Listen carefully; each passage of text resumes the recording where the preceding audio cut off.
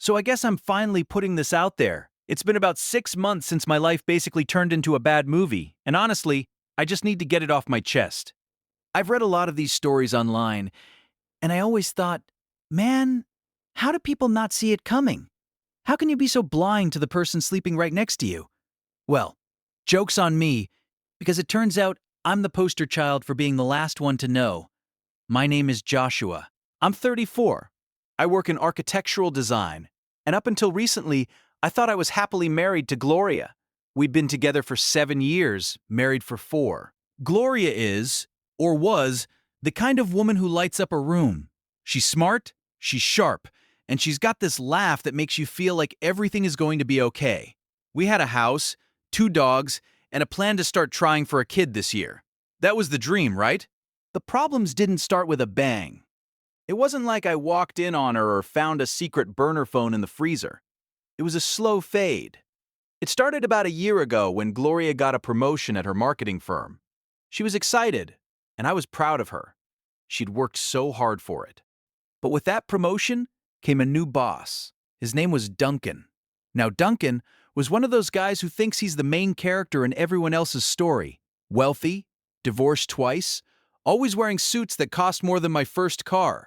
Gloria talked about him constantly. At first, it was just professional stuff. Duncan says we need to pivot the strategy. Duncan wants the team to be more aggressive. Duncan thinks I have a lot of potential. I didn't think much of it. I mean, he was her boss. But then the hours started changing. Gloria was always a hard worker, but suddenly she was staying at the office until 9 or 10 o'clock. 3 nights a week. She said the new role was just more demanding than she expected. I believed her. Why wouldn't I? I trust her with my life. But then the little things started to pile up. You know those tiny details that don't mean much on their own, but when you look back, they're like bright red neon signs? For one, Gloria changed the passcode on her phone. She'd used the same 4 digits since I met her. When I asked her about it one night while we were sitting on the couch, she didn't even look up. She just said there had been a security breach at work, and everyone had to update their personal devices. It sounded like corporate nonsense, so I let it go. Then there was the smell. I'm not talking about some cheap perfume. It was a masculine scent, not mine. I use this basic cedarwood stuff from the drugstore. But Gloria would come home from these late nights smelling like expensive leather and some kind of spicy cologne. It was faint, but it was there. When I mentioned it, she'd laugh and say they'd been working in the conference room and Duncan must have been wearing too much of the stuff. She said it like it was a joke, like it was annoying. I think the real turning point was our anniversary. It was our 4th. I'd made reservations at this place she'd been dying to go to for months. I had flowers delivered to her office. I was ready to celebrate us. At 4 p.m., I got a text. So sorry, Josh. Duncan has us in an emergency meeting for the Miller account. I'm going to be stuck here late. Can we reschedule for the weekend? I sat in that restaurant alone for 20 minutes before I just gave up and went home. I ate a bowl of cereal and sat in the dark. When Gloria finally got home after midnight, she looked different. She wasn't stressed or tired like someone who'd just pulled an 8-hour crunch session. She looked flushed, happy. She gave me a quick kiss, said, "Happy anniversary, babe," and went straight to the shower. I sat on the edge of the bed and felt this cold, heavy weight in my stomach for the first time. I realized I didn't believe her. A few weeks later, we had a small backyard barbecue. It was just us and her sister Brenda. Brenda and I have always been close. She's a few years older than Gloria, and she's the kind of person who just says whatever is on her mind. She's blunt, she's honest, and she's always had my back. We were sitting by the fire pit while Gloria went inside to get more drinks. Brenda was showing me photos of her new golden retriever puppy on her phone. She was swiping through the gallery, laughing, and then she swiped one too many times. The screen showed a photo of Gloria, but it wasn't at work. She was in a hotel room, wearing a robe, holding a glass of champagne. She was smiling at the camera in a way she hadn't smiled at me in a long time. In the background, reflected in the mirror over the dresser, you could see a man's arm around her waist. He was wearing a very distinctive gold watch. I knew that watch. I'd seen it in the firm's newsletter. It was Duncan's. Brenda turned pale. She tried to swipe back real fast, but it was too late. The silence between us was so thick you could have cut it with a knife. "Joshua?" she whispered. "I didn't mean to see that. She sent it to me by mistake last week. She told me it was an old photo from a trip we took. But I knew. I've been trying to get her to tell you.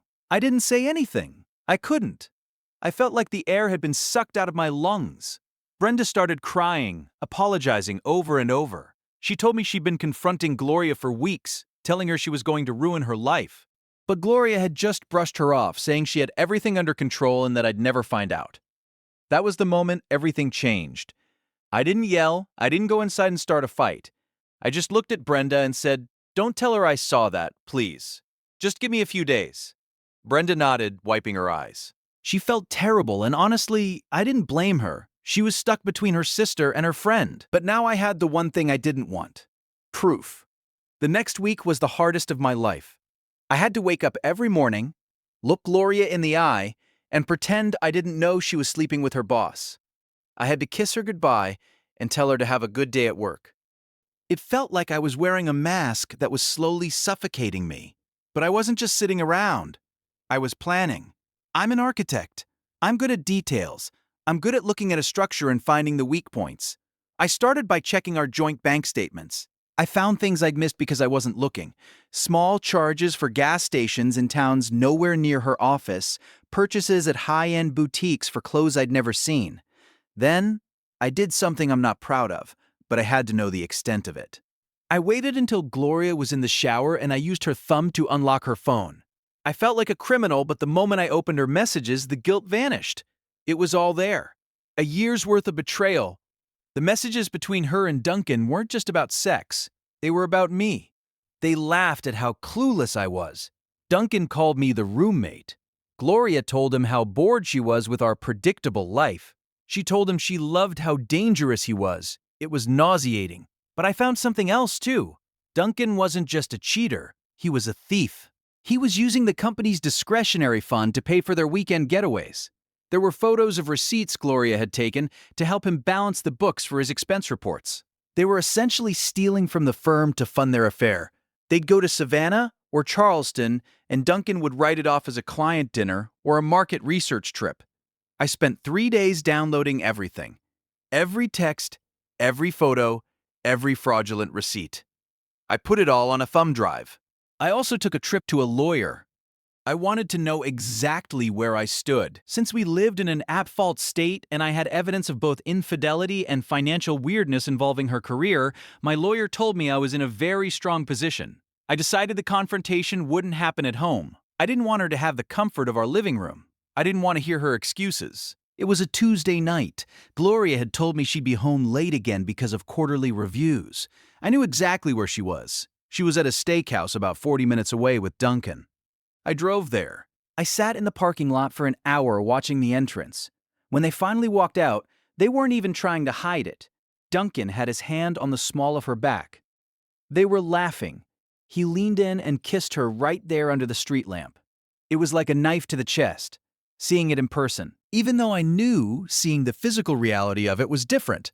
I waited until they got to Duncan's car. I stepped out of the shadows. "So," I said, my voice surprisingly steady, "how was the quarterly review?" Gloria froze. Her face went from a smile to a mask of pure terror in about half a second. Duncan, being the brave guy he is, immediately stepped back and tried to put some distance between them. "Joshua," Gloria stammered, What are you doing here?" "I could ask you the same thing," I said. "But I already know. I know about the hotel in Chicago. I know about the boutique in Savannah. And I definitely know about the company card, Duncan." Duncan's face went from pale to beet red. "You don't know what you're talking about, kid. You need to go home." "Oh, I'm going home," I said. "But first, I thought I'd let you know that I sent a very interesting email about 10 minutes ago. It went to your wife, Duncan, and a copy went to the firm's regional compliance officer. It's got all those receipts you and Gloria were so careful to document." The look on Duncan's face was worth more than any divorce settlement. He looked like he was going to vomit. He didn't even look at Gloria. He just got in his car and drove away, leaving her standing there in the parking lot. Gloria started crying. She tried to come toward me, reaching for my hand. Joshua, please. It was a mistake. He pressured me. It wasn't what it looks like. It's exactly what it looks like, Gloria, I said. I felt a strange sense of calm. The anger was there, but it was underneath a layer of cold clarity. I saw the texts. I saw what you called me. You're not the woman I married. I don't even know who you are.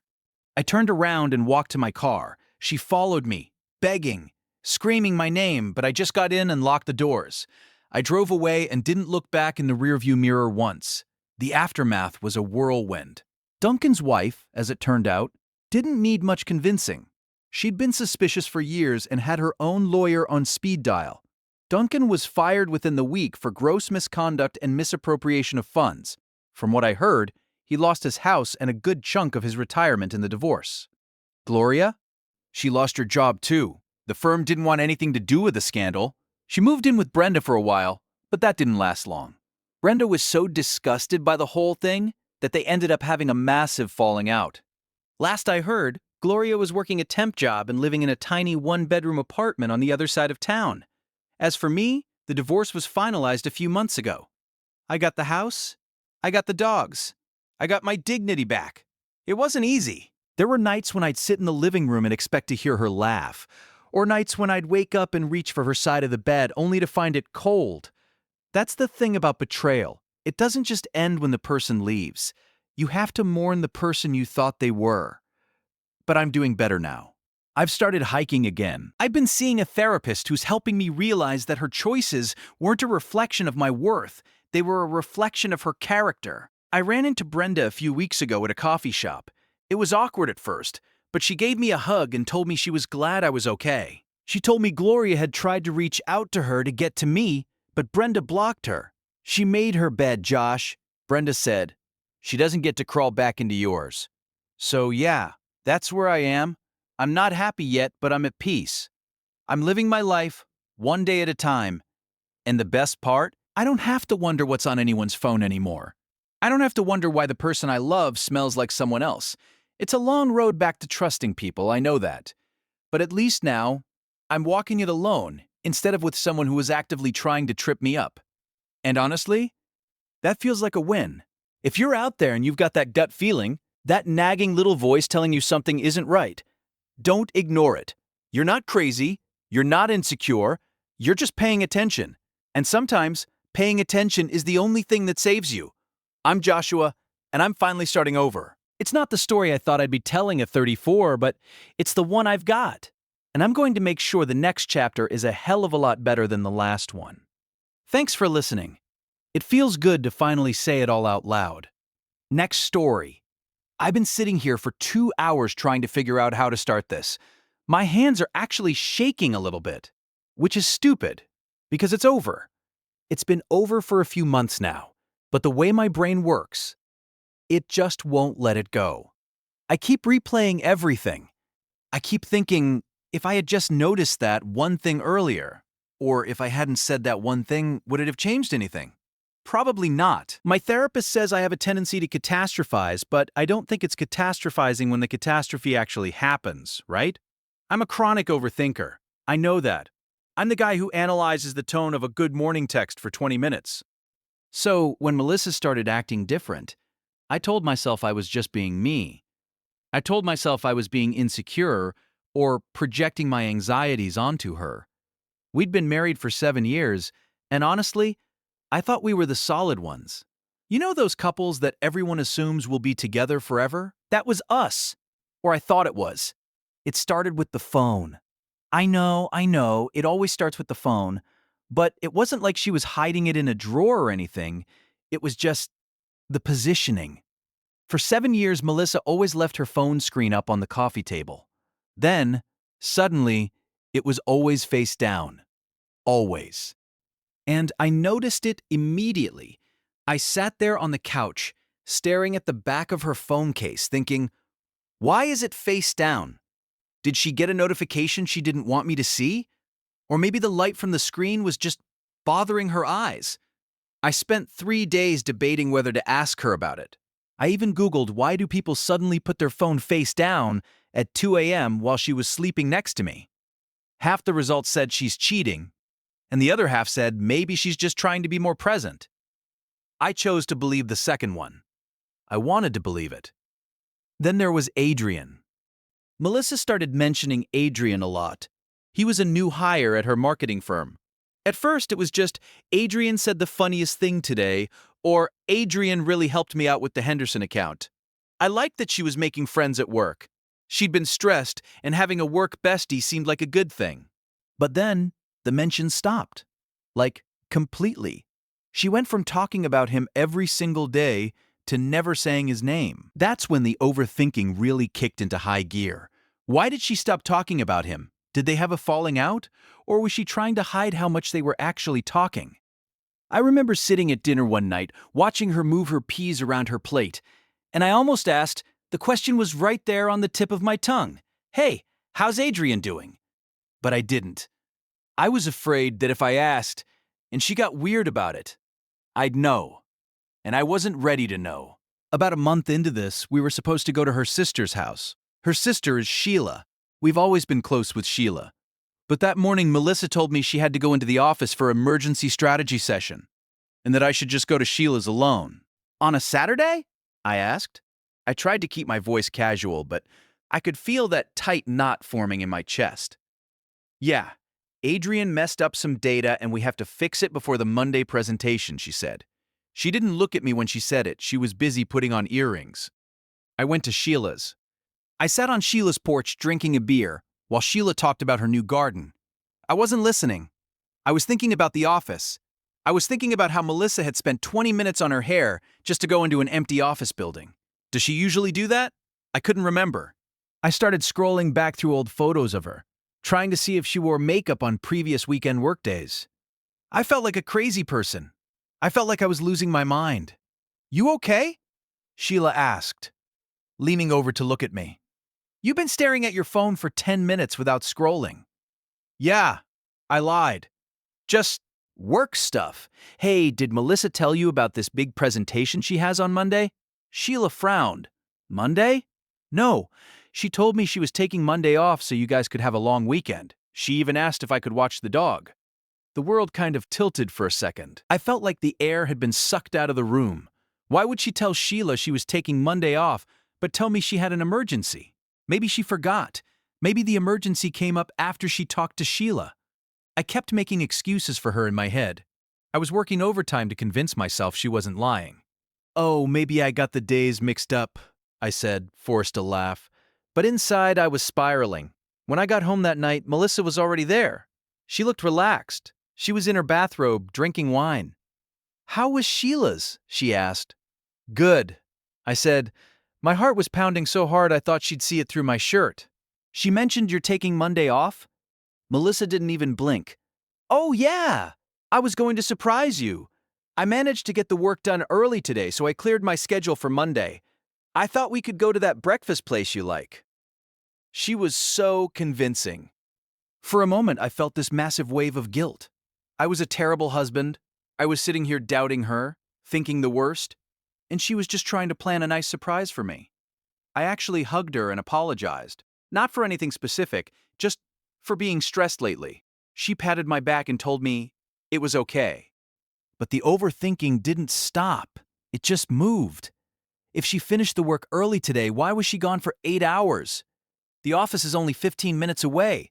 What if she went somewhere else? What if she was with Adrian? I started looking for signs. I'm ashamed to admit it, but I checked the car's mileage. I didn't have a baseline, so it didn't tell me anything, which only made me more frustrated. The breaking point happened 2 weeks later. It was a Tuesday. Melissa said she was going out for drinks with Natalie. Natalie is a mutual friend of ours, someone we've known since college. She's loud, funny, and absolutely cannot keep a secret. I was sitting at home watching some mindless show when Natalie's name popped up on my phone. She had texted me, "Hey, is Melissa okay? I haven't heard from her in a week and she's not answering my texts about the concert." I stared at the screen. Melissa had told me she was with Natalie at that very moment. I didn't reply to Natalie. I couldn't. I just sat there in the dark, the TV light flickering against the walls. My mind was going 1,000 miles an hour. Maybe she meant a different Natalie? No, she only knows one Natalie. Maybe she changed plans at the last minute and forgot to tell me? Maybe she was with someone else from work and just used Natalie's name because it was easier? But then I thought about the phone being face down. I thought about the silence regarding Adrian. I thought about the emergency work session. I did something I'm not proud of. I used the Find My feature on our shared iPad. I'd never used it to track her before. Never. We didn't have that kind of relationship. Or I thought we didn't. The little blue dot wasn't at a bar. It wasn't at Natalie's house. It was at a residential address across town, an apartment complex. I didn't go there. I wanted to. I wanted to drive over there, find her car, and scream. But I'm an overthinker. I started thinking about the consequences. What if I'm wrong? What if she's just visiting another friend I don't know about? If I show up and I'm wrong, the marriage is over anyway because she'll never trust me again. I'll be the crazy stalking husband. So I waited. I stayed on the couch. I waited until 11:30 p.m. when I heard her car pull into the driveway. I turned off the TV and sat there in the dark. She walked in, humming a little tune. She saw me sitting there and jumped. God, you scared me. Why are you sitting in the dark? How was Natalie? I asked. My voice sounded thin, like it belonged to someone else. She's good, Melissa said, tossing her keys on the counter. A bit tipsy. She kept talking about that concert. I think I'm going to head to bed. I'm exhausted. Natalie texted me, I said. The silence that followed was heavy. It felt like it had physical weight. Melissa stopped halfway to the stairs. She didn't turn around. Oh? She said, just that. One word. What did she want? She wanted to know if you were okay. She said she hasn't talked to you in a week. I watched her shoulders tense. I waited for the explanation. I waited for her to say, oh, I meant a different Natalie, or I was actually with someone else and didn't want you to get jealous. I was literally praying for a lie that I could pretend to believe. But she didn't lie. Not this time. She just stood there for a long time. Then she turned around and her face was blank. Not guilty. Just tired. I'm sorry you found out like that, she said. That was it. No, I can explain. No, it's not what it looks like. Just an admission that she was sorry I found out. It's Adrian, isn't it? I asked. She nodded. It's been happening for a few months. I didn't mean for it to. I just felt like we were drifting. And he was there. And he listened. He listened. That's what they always say, isn't it? I'm an overthinker. I spent 7 years listening to every single word she said, analyzing every sigh, every look, trying to make sure she was happy. And apparently, I was so busy thinking about her happiness that I missed the fact that she was finding it somewhere else. The next few days were a blur of the kind of quiet, polite horror that I wouldn't wish on anyone. We didn't scream. We didn't throw things. We just talked. Or she talked, and I listened to her justify how she could look me in the eye every night while she was coming from his apartment. She told me it was new and exciting. She said Adrian made her feel like a different version of herself, a version that didn't have the baggage of 7 years of marriage. I asked her if she wanted to try therapy. I asked because that's what you're supposed to do, right? You're supposed to fight for it. But even as I was asking, I was thinking about the face-down phone. I was thinking about all the times I had doubted myself and called myself crazy for noticing things that were actually true. I think I want to be with him, she said. That was the knife. Not the cheating, really, but the fact that she had already moved on while I was still trying to figure out if I was overreacting to a phone on a table. I moved out that weekend. I went to stay at a small rental. And this is where the overthinking actually served me for once. See, because I'm the way I am. I had already started documenting things the night Natalie texted me. I had screenshots of the location. I had Natalie's text. I had bank statements showing work dinners that were actually for 2 people at romantic spots. I didn't use them to destroy her. I'm not that guy. But I did use them to make sure the divorce was quick. I showed her the evidence and told her I wanted the house and I wanted her to sign the papers without a fight. If she did, I wouldn't tell Sheila the truth about why we were splitting. I wouldn't tell her boss. She signed. I think she was so caught up in the newness of Adrian that she didn't care about the house. She just wanted to be free to go to him. But here's the thing about people like Adrian. And I know this because, again, I overthink everything. And I did my research. Adrian has a pattern. I found his ex on social media. I didn't message her, but I looked. He's a starter. He loves the beginning of things. He loves the chase. It's been 4 months now. I'm still in the house. It feels too big and too quiet, but it's mine. 2 weeks ago, I got a call from Sheila. She was crying. She said Melissa had called her, devastated. Apparently, Adrian had moved on. He'd found someone else at the office, someone new. Melissa wanted to know if she could come over and talk to me. She told Sheila she made a huge mistake and that she realized now that what we had was real and what she had with him was just a fantasy. I sat on my porch, the same porch where I'd sat with Sheila months ago, and I thought about it. I analyzed it from every angle. I thought about the what ifs. What if we got back together? What if I could learn to trust her again? What if it really was just a mistake? But then I remembered the feeling of sitting in the dark, waiting for her to come home. I remembered the way she looked at me when she said, "I'm sorry you found out like that." She wasn't sorry she did it. She was sorry the lie stopped working. I told Sheila to tell her no. I didn't want to talk. I didn't want to hear her out. I still overthink things. Every time I meet someone new, I find myself looking at where they put their phone. I find myself wondering if "I'm tired" really means "I'm bored of you." It's exhausting. I don't know if that part of me will ever go away. But I've also learned something. My anxiety, that overthinking that I always hated about myself, it was actually my brain trying to protect me. It was noticing the cracks before the whole wall came down. I'm still healing, I guess. Some days are better than others. The house is still too quiet, but I've started filling it with new things. I got a dog, not the one Melissa wanted to leave with Sheila, but a rescue of my own. He doesn't have any hidden agendas. He doesn't have a phone to put face down on the table. I sometimes wonder what would have happened if I hadn't been an overthinker. If I had just been one of those clueless guys who never notices anything. Would we still be together? Would I still be living a lie thinking everything was perfect while she was with him? I think I'd rather be alone and know the truth than be happy and be a fool. So yeah, that's my story. It's not a movie. There's no big dramatic ending where I walk off into the sunset. It's just me in a quiet house, learning how to breathe again without checking the mileage on a car. It's not much, but for now, it's enough. I'm finally starting to realize that maybe, just maybe, I wasn't the problem. And for an overthinker like me, that's the biggest realization of all. Next story. I never thought I'd be the guy posting one of these. You always read them and think, how could he be so oblivious? Or, why didn't he just leave sooner? But when you're in the middle of it, the walls don't look like they're closing in. They just look like the same walls you've lived within for 7 years. It started with a Friday night about 4 months ago. Sophie and I were sitting on the couch, just scrolling through our phones like we always did. She'd been working late a lot, helping Pierce with the new expansion at the firm. Pierce has been my best friend since college, and when we started the architecture firm together, it made sense for Sophie to handle the PR and marketing side of things. We were a team. Or I thought we were. "You're staying late again on Monday?" I asked, looking over at her. Sophie didn't even look up from her screen.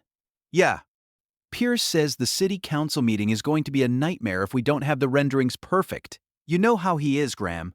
Everything has to be flawless." "I know how he is," I said. "I'm the one who has to fix his structural mistakes."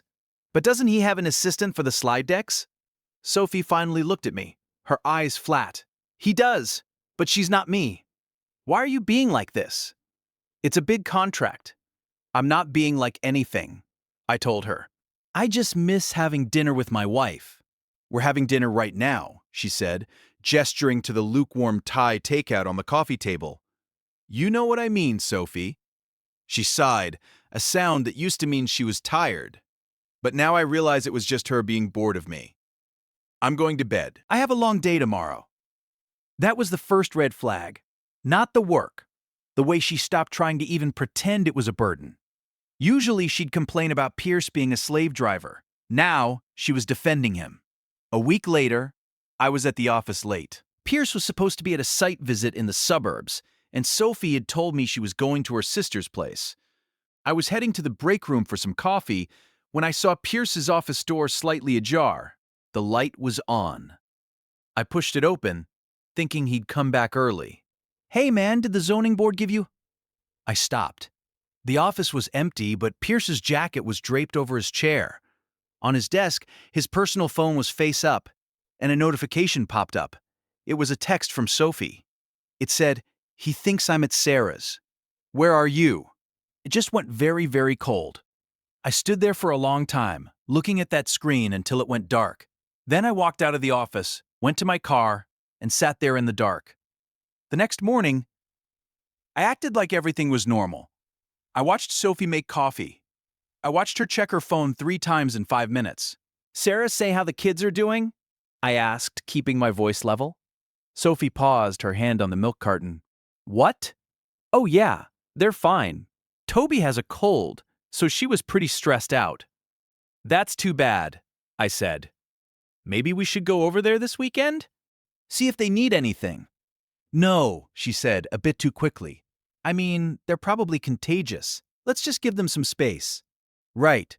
Space. Good idea." I went to see Philip that afternoon. Philip is my older brother, and he also happens to be a high-stakes divorce attorney. He's the kind of guy who wears a 3-piece suit to a casual brunch and never raises his voice, which is why he's terrifying in a courtroom. I walked into his office and sat down without a word. Philip looked up from his files. "Graham, you look like you've seen a ghost or a process server. I think Sophie and Pierce are having an affair," I said.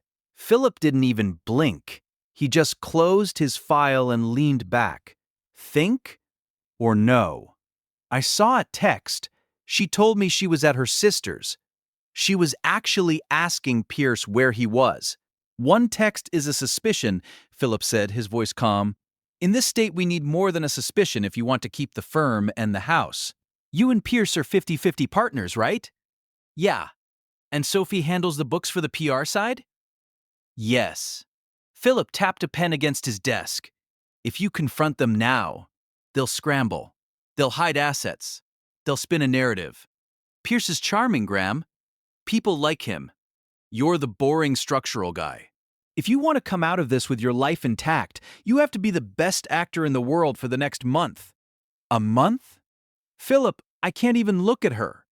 "You have to," Philip said. "I'm going to give you the name of a private investigator. His name is Miller. You don't call him from your phone. You don't email him from your laptop. You use the burner I'm about to give you." He reached into his desk and pulled out a cheap flip phone. "Why the drama?" I asked. "Because Pierce is smart," Philip said, "and Sophie knows your passwords. From this moment on, you are a man who notices nothing. You are the happy, oblivious husband. Can you do that?" "I have to," I said. The next 3 weeks were a special kind of hell. I'd come home and Sophie would be exhausted. She'd smell like a perfume I hadn't bought her. Or worse, she'd smell like Pierce's distinct sandalwood soap. One night, we were supposed to go to a gala for the local builders association. Pierce was there, looking smug in a tuxedo. He walked right up to me and clapped me on the shoulder. "Graham, my man," Pierce said, grinning. "That downtown project is finally moving.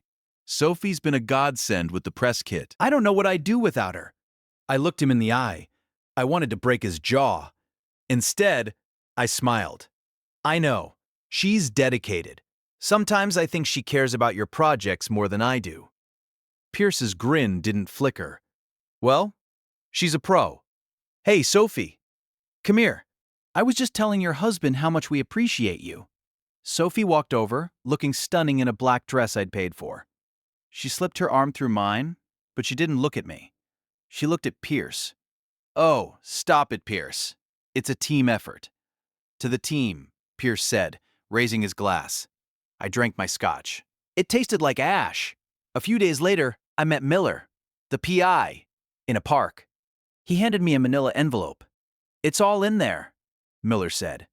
"Hotel receipts, photos of them at a cabin in the woods, 3 hours north, and something else you're not going to like." "What?" "They're looking at real estate," Miller said. "Together, under a shell company. It looks like they're planning on starting their own firm." Your wife has been funneling some of your marketing budget into an account that Pierce controls. I felt the blood rushing in my ears. She's stealing from the company? Technically, she's prepaying vendors that don't exist, Miller explained. It's not a huge amount yet, but it's enough to show intent. I took the envelope to Philip. He spent an hour going through it. This is good, Philip said, a cold smile appearing on his face. This is very good. They got greedy, Graham. That's always the mistake. What's the move? I asked. We wait for the downtown contract to be signed, Philip said. The one Pierce has been obsessing over. It's a $5 million deal. The day after the ink is dry, we hit them. I've already drafted the dissolution papers for the partnership. Since he's used company funds for personal activities and to fund a competing interest, he's in breach of his fiduciary duty. We can oust him for pennies on the dollar? And Sophie? She'll get the papers served at the same time, Philip said. In front of him, the day of the contract signing arrived. We were all in the office. Me, Pierce, Sophie, and the city representatives. Pierce was preening, acting like he built the city with his own two hands. After the reps left, Pierce popped a bottle of champagne. We did it. This is the big one, guys. This changes everything. It really does, I said. Sophie beamed at him. I'm so proud of you, Pierce. Of us, Pierce corrected, glancing at me, but mostly of the vision. Speaking of vision, I said, I have some documents for you to look at. Since we're starting this new chapter, I thought we should clear up some outstanding issues. I handed Pierce a thick folder. I handed Sophie a smaller envelope. What's this? Sophie asked, her brow furrowing. Is it the bonus structure we talked about? Open it, I said. I watched her face. I watched the color drain out of it, as she realized they weren't marketing reports. They were divorce papers, stapled to photos of her and Pierce entering a Marriott at 2 p.m. on a Tuesday. Pierce, meanwhile, was turning gray. Graham, what is this? Notice of emergency dissolution? Breach of contract. I know about the shell company, Pierce, I said, my voice steady. I know about the vendors Sophie's been paying. I know about the cabin, and I know you've been sleeping with my wife for at least 6 months. The silence in the room was heavy. Sophie looked like she was going to vomit. Pierce tried to do the Pierce thing. He tried to talk his way out of it. Graham, buddy, listen. It's not what you think. We were under a lot of stress, and things just... Stop, I said. Don't call me buddy. You're being removed as a partner effective immediately. The morality clause in our partnership agreement is very specific about financial malfeasance. You stole from the firm to build your little nest egg with her. That's a felony, Pierce. But I'm feeling generous. You sign over your shares for the valuation I've listed there, which is about 10% of what they're worth, and I don't go to the police. Pierce looked at the papers, then at me. You're bluffing. You can't kick me out of my own firm. I'm not bluffing, I said. Philip is waiting in the conference room with a court-appointed mediator and the evidence. You can go talk to him, or you can call your own lawyer. But by the time your lawyer gets here, I'll have already filed the police report. Sophie finally found her voice. Graham, please, we can talk about this. I was confused. Pierce manipulated me. Pierce snapped his head toward her. I manipulated you? You were the one who suggested the shell company. You said Graham was too stupid to notice the invoices. I looked at her. The woman I'd loved for a decade. She looked small, mean. I guess I was too stupid for a while. But I'm a fast learner. Graham, Sophie sobbed, reaching for my arm. Don't do this. I love you. No, you don't, I said, stepping back. You love the lifestyle I provided while you were off playing house with my best friend. You have 2 hours to get your things out of the house. The locks are being changed as we speak. You can't do that, she yelled. It's my house too. Actually, I said, per our prenup, the one you signed because you said we'd never need it, the house remains the property of the party who provided the down payment in the event of proven infidelity. Philip found the clause. It's quite robust. Pierce was shaking. You planned this. You've been sitting across from me for weeks knowing this. Every single day. I said. Every time you patted me on the back, I was thinking about this moment. Every time you told me what a great team we were, I was calculating how much I was going to take from you. I'll sue you, Pierce hissed. With what money? I asked. I've frozen the company accounts pending the audit of your vendors. You don't have a cent that I don't allow you to have right now. Sign the papers, Pierce, take the payout, and go away. Or go to jail. I really don't care which one you choose. Pierce looked at the papers. He looked at Sophie, who was crying into her hands. He didn't offer her a tissue. He didn't even look at her with sympathy. He looked at her with pure resentment. He grabbed a pen and scribbled his name. There, he spat. You happy? Relieved. I said, Now get out of my office. Sophie tried to follow him, but Pierce practically pushed her out of the way as he stormed out. She turned back to me, her mascara running. Graham, where am I supposed to go? I hear the Marriott has nice rooms, I said. Maybe you can use one of those rewards points you earned while you were cheating on me. I walked into the conference room where Philip was waiting. He signed? Philip asked. He signed, I said, sitting down. I felt like a weight had been lifted off my chest, but I didn't feel like celebrating. I just felt tired. Good, Philip said. The house is secure. The firm is yours. It'll be a tough road to rebuild the reputation after the audit, but you'll do it. You're the one who actually does the work anyway. Yeah, I said. I am. That was 3 months ago. The divorce was finalized last week. Because of the evidence of financial fraud and the prenup, Sophie walked away with almost nothing. She's living in a small apartment across town and working a job at a retail store. Apparently, no PR firm wants to hire someone who was caught embezzling from her husband's company. Pierce tried to start his own firm, but word gets around in this industry. When people found out he was ousted for breach of fiduciary duty, his investors pulled out. Last I heard, he's working as a junior drafter for a firm in another state. I'm still at the office. It's quiet now. Sometimes I sit in Pierce's old office, which is now a storage room, and I think about that Friday night on the couch. I think about how close I came to never noticing. People ask me if I'm going to start dating again. I just laugh. I'm not ready for that. Right now, I'm just enjoying the silence of my own house. I'm enjoying the fact that when I look at my phone, I don't have to wonder who's texting me. And when I look in the mirror, I see a man who took his life back. It wasn't easy. It wasn't pretty, but it was worth it. I guess the moral of the story is, pay attention to the small things. The size, the excuses, the way they defend someone else. And if you find out they're betraying you, don't scream. Don't throw a fit. Call your brother. Get a lawyer. And wait for the ink to dry. Because revenge is a dish best served with a signed contract and a change of locks. I'm doing okay now. The firm is actually doing better than it was when Pierce was here. Turns out when you aren't funneling money into vendors that don't exist and spending all your time at a cabin in the woods, you can get a lot of work done. I still have the envelope Miller gave me. I keep it in my desk at home. I don't look at it, but it's there. A reminder. Philip stopped by the other day with a bottle of the good stuff. Not the cheap scotch I was drinking at the gala, but the really expensive aged-in oak kind of stuff. To new beginnings, he said, pouring us both a glass. To the truth, I said. We sat there in my quiet living room, the one Sophie used to complain was too small, and we drank in silence.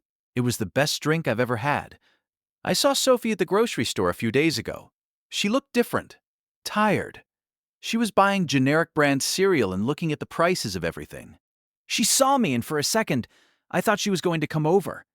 I thought she was going to try one last time to explain, or apologize, or ask for money. But I just nodded at her, the way you'd nod at a stranger you vaguely recognize, and kept walking. She didn't follow me. She just stood there in the cereal aisle, holding a box of off-brand flakes, watching me walk away. I didn't look back. There's nothing left to see. I think about Pierce sometimes, too. Not with anger, strangely enough, just with a kind of pity. He had everything. He had a partner who would have gone to the wall for him. He had a career that was skyrocketing. And he threw it all away for a few months of sneaking around. I wonder if it was worth it for him. I wonder if, when he's sitting in his cubicle in whatever city he's in now, he thinks about that downtown contract. The one that was supposed to change everything. It did change everything, just not the way he planned. Anyway, that's my story. It's not a movie, there's no big climactic music. It's just a lot of paperwork, a lot of quiet planning, and the realization that the people you think you know can be total strangers. But I'm still here. The walls are the same, but the air feels a lot lighter. I think I'll keep it that way. Next story. I never thought I would be the guy sitting in a darkened living room at 3 in the morning, staring at a stack of legal papers and wondering where it all went wrong. My name is Jeremy. I was married to Elaine for 6 years. We met when we were 24, working at the same marketing firm. She was smart, funny, and seemed like the most honest person I had ever met. We had a house, a dog, and plans for a family. That's all gone now. The change started about 18 months ago. Elaine got a promotion at her new job. She was excited. I was proud of her. Her new boss was a man named Robert. She talked about him a lot at first. Robert was a visionary. Robert was a great mentor. Robert was helping her navigate the corporate ladder. I didn't think much of it. I trusted her. I even met Robert a few times at company holiday parties. He was older, maybe 45, and seemed like a standard corporate type. He had a wife named Lauren who always seemed a bit quiet and reserved. About 6 months into her new role, Elaine started coming home late. She said the workload was increasing. She'd get home at 8 or 9, say she was exhausted, and go straight to bed. The intimacy stopped. When I tried to talk to her, she'd say she was just stressed. Then came the physical changes. Elaine started going to the gym 5 days a week. She bought a whole new wardrobe. Expensive stuff. Silk blouses, designer shoes, and lace lingerie that I never saw her wear for me. I asked her about the clothes once. She said she needed to look the part if she wanted to be an executive. It made sense on the surface, but my gut was starting to twist. One night, she left her phone on the kitchen counter while she went to shower. It buzzed. I shouldn't have looked, but I did. It was a text from Robert. It said, "Thinking about this morning?" That was it. No context, no emojis. Just those 4 words. I didn't say anything that night. I didn't want to be the jealous husband who overreacts to a vague work text. But I couldn't sleep. The next day, I started paying closer attention. I noticed Elaine was protective of her phone. She never left it face up. She took it into the bathroom with her. She even slept with it under her pillow. I decided to check our shared car's dash cam. We have a mid-sized SUV that we both use, though she drives it to work most days. I took the SD card out one Saturday while she was at her yoga class. I sat in my home office and started scrolling through the files. Most of it was boring. Commutes, grocery store runs, trips to the dry cleaners. Then I found a recording from the previous Tuesday. Elaine wasn't at work. She was parked in a residential area I didn't recognize. The audio was clear. I heard the passenger door open. "I missed you today," a man's voice said. It was Robert. I knew that voice from the parties. "I missed you too," Elaine replied. Her voice sounded different. Soft. Flirtatious. Not the voice she used with me anymore. They talked for 20 minutes. They didn't talk about marketing. They talked about their connection. They talked about how Lauren didn't understand Robert. They talked about how I was settling into a routine and how Elaine felt stifled by our life. Then I heard the sound of them kissing. It went on for a long time. I sat there in the dark, the blue light of the monitor hitting my face, feeling like someone had punched me in the throat. I didn't confront her that day. I knew I needed more. If I went to her with just one recording, she'd find a way to spin it. She was a professional communicator after all. She'd say it was a one-time thing, a moment of weakness. I needed to know the depth of it. Over the next month, I became a ghost in my own house. I acted normal. I kissed her goodbye. I asked how her day was. I ate dinner with her while she lied to my face about meetings and spreadsheets. Every time she spoke, I felt a surge of nausea. I started documenting everything. I kept a log of her late nights. I tracked the mileage on the car. I even looked at our credit card statements. She was smart enough to use her own personal card for the hotels, but she made a mistake. She used our joint account to pay for a work lunch at a high-end French restaurant on a Saturday when she told me she was helping her mom with errands. The betrayal felt like a physical weight. I lost 10 pounds because I couldn't eat. I'd sit at my desk at work and stare at the wall, replaying the dashcam audio in my head. Robert, The mentor, the guy who shook my hand and asked about my golf game. I decided I wasn't going to just leave. I wanted them to feel the weight of what they were doing. I remembered Robert's wife, Lauren. She seemed like a nice person. She didn't deserve to be a fool any more than I did. I did some digging. I found Lauren's social media. She was a teacher. She posted photos of their kids in their garden. She looked happy, or at least like she was trying to be. I sent her a message. I didn't use my real name at first. I just told her she should check her husband's phone or his credit card statements for a specific hotel chain. She didn't reply for 3 days. I thought maybe she'd blocked me. Then, on a Thursday night, I got a message back. It was simple. "Who is this?" I told her the truth. I told her I was Jeremy, Elaine's husband. I told her I had proof. I gave her my phone number. She called me 10 minutes later. Her voice was shaking. She told me she had suspected something for months, but Robert had told her she was being paranoid. He told her she was unstable and insecure. It was gaslighting at its finest. We met at a coffee shop in a town 20 miles away so we wouldn't be seen. Lauren was a mess. She had red eyes and looked like she hadn't slept in a week. I showed her the dashcam footage. I showed her the restaurant receipts. I showed her the log I had kept. He told me he was at a conference that weekend, Lauren whispered, looking at a receipt from a hotel in the city. She told me she was with her sister. I said. We sat there for 2 hours. We weren't just 2 victims, we were 2 people who had been discarded by the people who were supposed to love us most. Lauren told me Robert had a lot to lose. He was a partner at the firm. If a scandal broke involving a subordinate, he'd be out. The company had a very strict policy about office relationships, especially between managers and their direct reports. We made a plan. We weren't going to be quiet. I waited until the following Friday. Elaine told me she had to stay late for a big project launch. She said there would be a celebration dinner afterward, and she might just stay at a hotel nearby because she'd be too tired to drive. It was the same lie she'd told 3 times before. I told her that sounded fine. I even kissed her forehead. As soon as she left, I went to work. I packed a bag of my essential clothes and documents. I moved them to a small apartment I had rented 2 days prior. Then, I drove to the hotel where I knew they were staying. I knew because I'd seen the confirmation email on her iPad, which she'd forgotten to lock. Lauren was already there. She was sitting in her car in the parking lot. We didn't talk. We just waited. At around 7 p.m., Robert's car pulled in. Elaine was in the passenger seat. They got out, laughing, and went inside. They didn't even look around. They were so confident in their lies. Lauren and I waited 30 minutes. Then we walked into the lobby. We went to the elevators. I had the room number from the iPad, room 412. My heart was pounding so hard I thought it might burst. I didn't feel brave. I felt sick. Lauren looked like she was going to faint, but she kept walking. We reached the door. I could hear music playing inside. Low, jazz music. I knocked. "Who is it?" Robert's voice called out. He sounded annoyed. "Room service," I said, pitching my voice low. The lock turned. The door opened. Robert was standing there in a bathrobe. He had a glass of scotch in his hand. When he saw me, his face went white. He tried to slam the door, but I put my foot in the frame. Lauren stepped forward. "Hello, Robert," she said.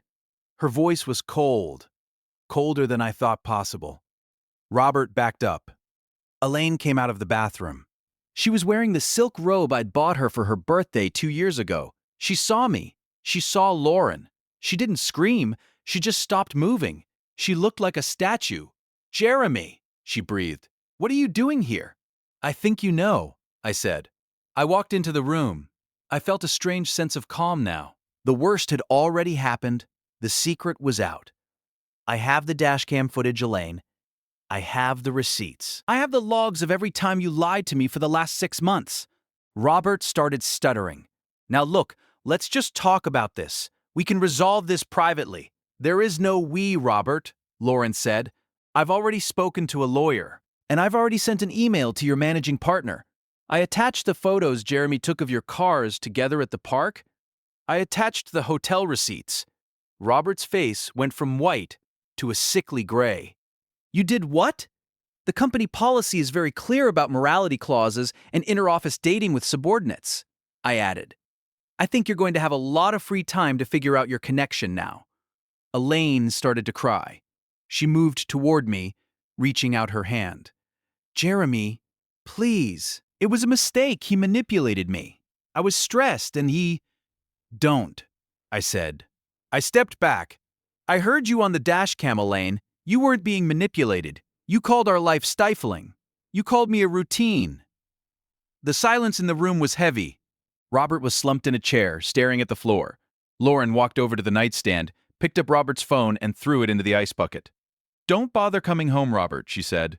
The locks are being changed tonight. Your things will be in the driveway in trash bags. We walked out. We didn't look back.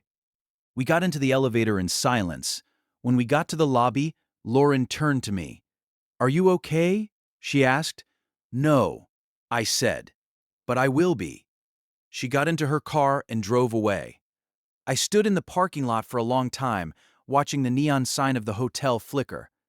The fallout was fast. Robert was fired the following Monday.